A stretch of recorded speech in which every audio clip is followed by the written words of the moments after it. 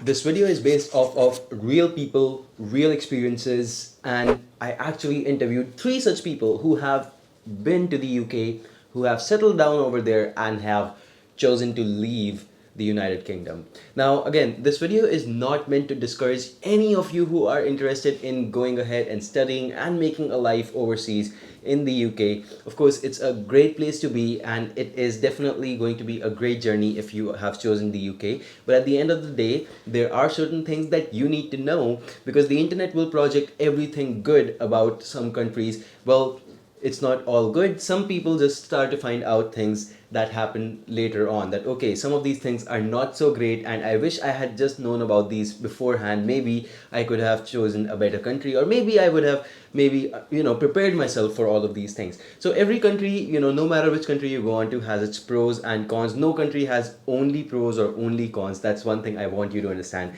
But at the same time, these cons are some things that you need to understand, because these people have chosen to leave the country that they spent 4 or 5 years just starting to get into the process of PR only, right? And you need to understand this whole process a little bit better. So, without further ado, I'm going to be explaining all of these things. Again, just to clarify, I have not lived in the UK. This is based on experiences of real people who have stayed over there and have lived the United Kingdom. I personally have no opinion of the country at all in this video. Alright, so let's begin. The first reason that people often give me is stereotyping and racism. Now, why is this important, and why do you need to worry about this? Look, it's the 21st century, and we do understand that things have changed a lot from the last few years. But these people that I connected with, and it's not just these people, if you find all over the internet, you will find that UK is basically a hub for racism, and it happens almost everywhere. Yes, in cities like London, you may not find it happening so much. But if you are not in such a metropolitan area where people from all over the world have come in, you might find that there are some native people living in over there who just do not like people who come from overseas, who just haven't been educated enough to think that these people are here for anything else but to take away their jobs and, of course, disrupt the country. So that's something that people do genuinely think over there, and it happens. Even if you don't believe me over here, try and talk to some genuine British people, and you will actually understand that they will second me on this. This happens at this moment in 2021. It is happening right now. And guess what? Brexit has just worsened it. It happens a lot more now. And it's not the case that you will find this happening to you on a daily basis. I'm not saying that, but even if it happens once in 3 or 4 months, I think it is enough to kind of play with your mental state. And you wouldn't want to stay in a country where people are basically treating you very differently than the citizens, right? Of course, so every 3 or 4 months you will see something like this will turn up, and you have to be prepared for that. Again, different people, different experiences, but in general, I have seen that this is probably the biggest reason some immigrants have chosen to leave the United Kingdom. Point number two is the autumn, the winter, and the spring weather. All right, so all of these weathers that I'm talking about, right, especially the autumn and winter, are bleak and gray periods, basically, with little sunshine, and almost, the weather is so unpredictable. If you have plans, people often say that you must have a plan B, because you never know when it's going to rain. And a lot of people have this argument that, on weekdays when we have to go to work, there it's all okay, and then on the weekends when you have to go out, it's always raining. It's basically like that. Of course, this is not something that, weekends, weekdays, it's not something that the weather is biased like that. It's just that people have had such experiences, and people feel that there always has to be a plan B, because things can often get ruined because of the rains and, of course, the bleak weather. And about the spring season, or actually, even when the spring starts to set in, it takes a while for the bleak weather to go away. And even in spring, you can see that it's a lot grayish, and as compared to other countries, of course, you will see that it's a lot more depressing. By May, it basically starts to have some sunshine, but at the same point of time, there is still bleak weather even in spring. So, of course, the autumn and winter are there, and after that, some part of spring as well. So, in general, the weather is something that people sometimes don't really get accustomed to. They're not really used to this kind of a weather, especially if they're coming from other parts of the world. And sometimes they're just not able to fit in to that weather. It just depresses them so much, they want to get the hell out of the country.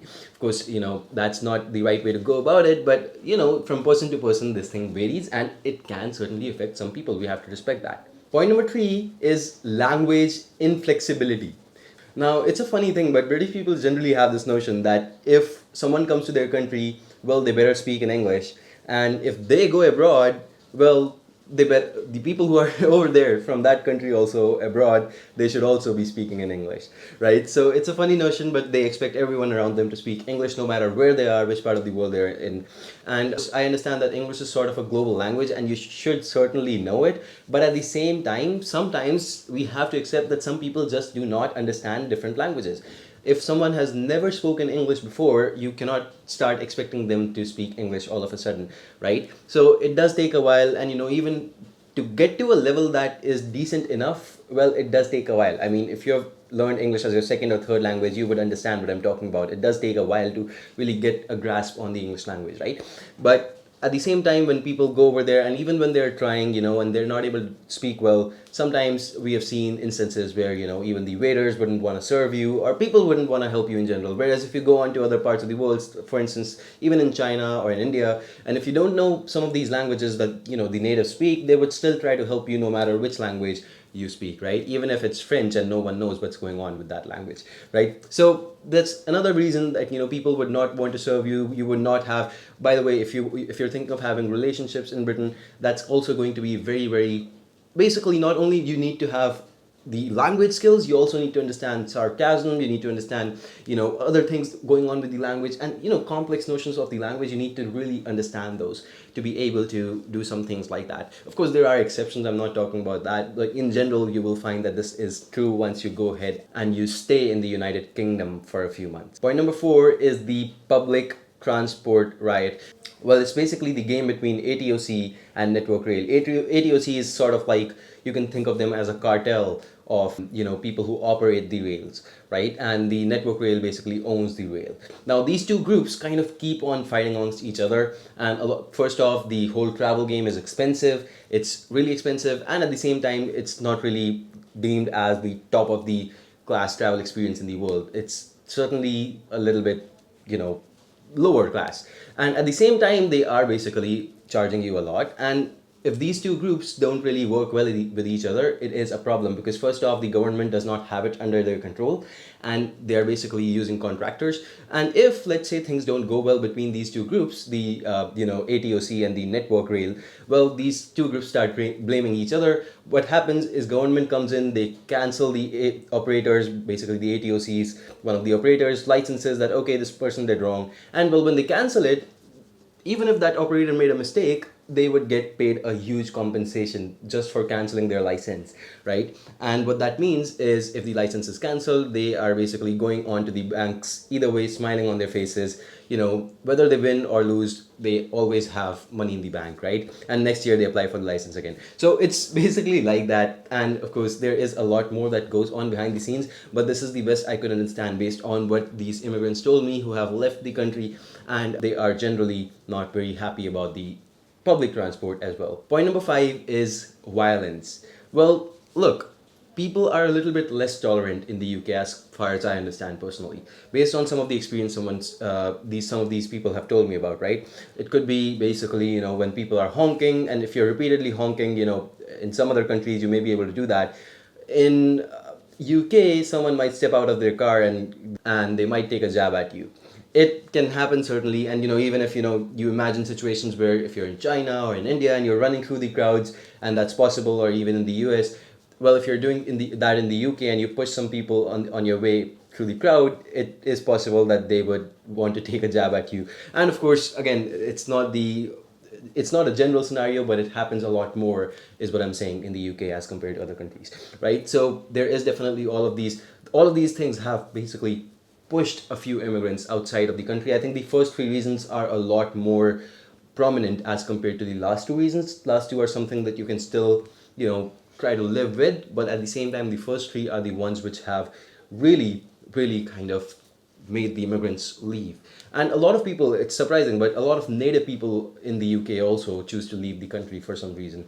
They actually a lot of British people are immigrating overseas to other countries. Either way, these were the 5 biggest pointers. But again, like I said, it's not meant to discourage you. I hope you understand the point of this video was to tell you about the cons. There's so many pros as well that I did not talk about in this video, and I can make a video about that, and it would take me an hour to finish off with that video at least. But at the same time, please understand that these cons are some things that you must know, or you must prepare yourself for if you are choosing to go to the UK. All right, it's a great place to be, but at the same time, every country has its pros and cons, and these are some of the cons of the UK. Right, if you still wish to go to the UK and you would love to know which universities to study into, right, you can basically go on to ymgrad.com. You can select the universities in UK, and you can see ranked universities with their average admission statistics, and you can even rate your chances of getting into some of these universities. I highly recommend you do that, so you know which universities are the best fit for you. I hope this video helps you, and I hope to see you in the next one. Goodbye and take care for now.